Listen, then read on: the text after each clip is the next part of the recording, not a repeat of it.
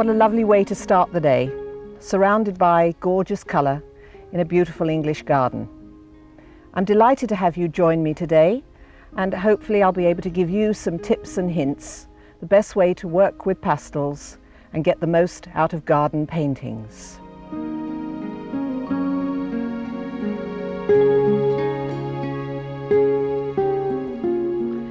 There are in fact some rather good reasons for working with pastels in a garden. To start with, if the weather's very hot and you're working with watercolours, you could have problems in that your painting dries rather more quickly than you'd like it to. And of course the same thing applies if the weather's cold and damp, except in reverse. It doesn't dry quickly enough for your liking. With pastels, you can just carry on working at your own speed without any worry about drying time. Also, you don't have to carry great huge containers of clean water around with you. Your outdoor equipment can be fairly simple. There are no sticky pictures to carry home. All you need to take home is your sheet of paper that you've been working on, which you can cover with a plastic bag if you work as I do on a board with clips. You'll need a sketching stool if you like to sit down. This is a fairly simple, lightweight one with a backrest, which I find very useful. I like to use a sketching easel. This one has telescopic legs, so that if I want to sit, I can have a short easel to work at.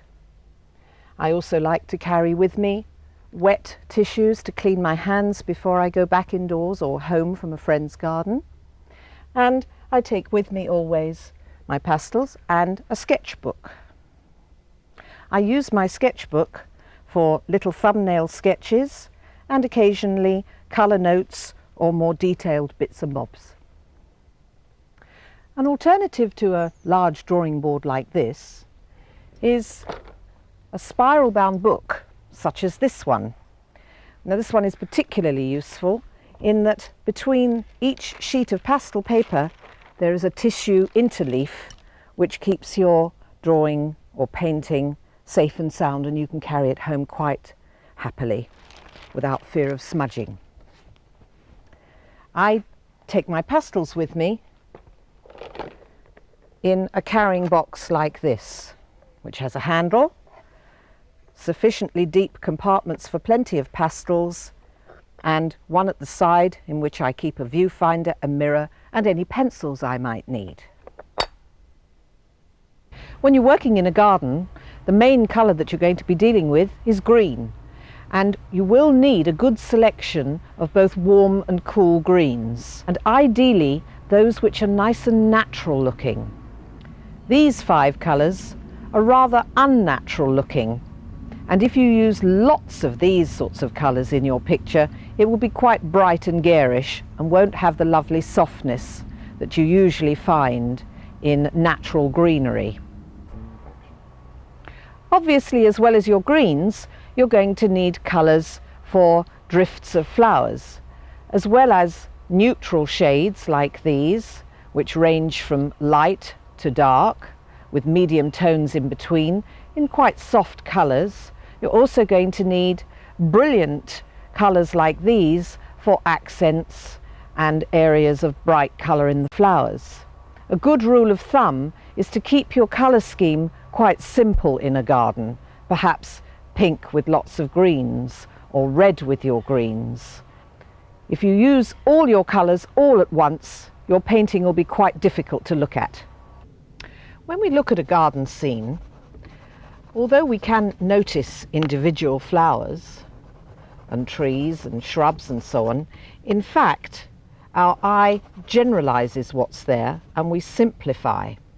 And I'd like to suggest that it may be a good idea to use more general marks in a more of an impressionistic sort of manner, which will better convey the soft quality of a garden. Now, I've used the sides of my pastels just to put down some dark colour onto my pastel paper. It's the smooth side of the paper, and I'm using my fingertip to blend the colour together. You can also use a paper tissue, which lifts a little of the colour off and you get a softer blended effect. Then you can work over the top with other colours to suggest grasses, leaves, drifts of flowers. And here, instead of using the side of my pastel, I'm using the point, the chisel end, and gradually building up a variety of dots and dashes and little marks which will suggest a border or an area of flowers in a garden.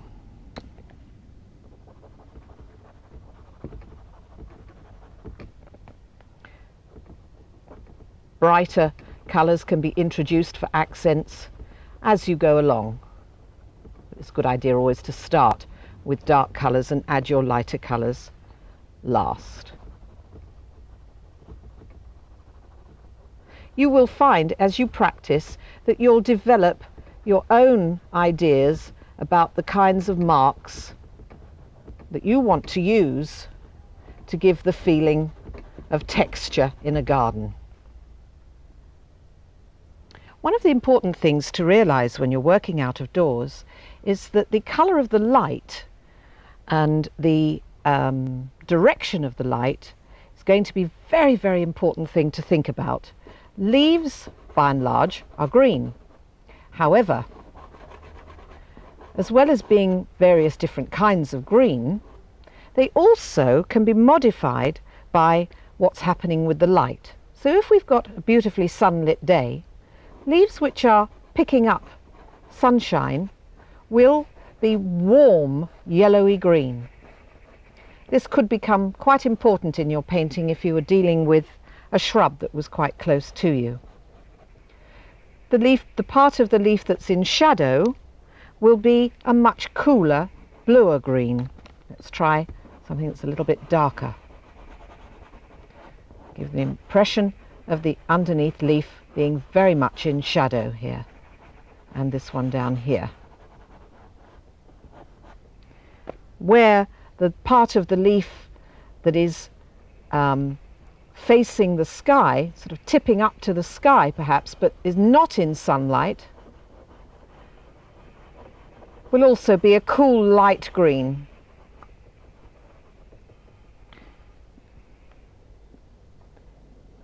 And here it's a bit more brilliant sunshine here.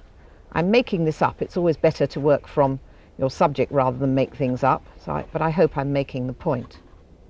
Very often sunlight through a leaf will give you a slightly different colour again, perhaps with a bit of warmth as it shines through a translucent leaf. Perhaps that side of it will be more directly in the sunlight, like that. This is a very multicoloured bush, but I just want to demonstrate that you can't take green for granted.